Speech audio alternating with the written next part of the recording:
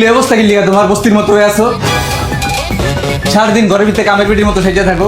ঘরে কি আমি বউ বিয়া করে লইছি না কামের পেটি বিয়া করে লইছি? কি একটা অবস্থা, একটু সাইজা গুজা তো থাকতে পারো। দেখলেই মুখটা নষ্ট হয়ে যায় না।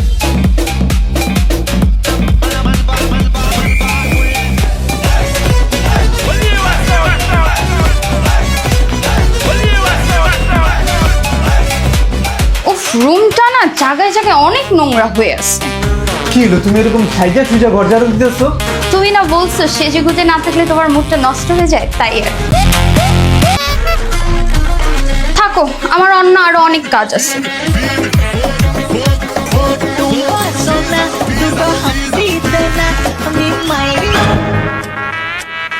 কি হলো, তুমি 5 নিয়ে থালা বাসন দিতেছো?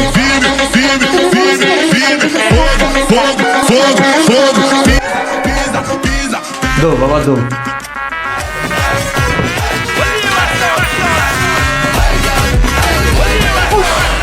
জামা কাপড়গুলো না একদিন চাইতে না চাইতে ময়লা হয়ে যায়। টিকিউ এয়ার ফ্রায়ার, এটা কি? এই নাও, তোমার জন্য গ্রিল রান্না করে নিয়ে আসছি। কি এই রং রং নিয়ে আবার গ্রিল রান্না করে নিয়ে আসছো?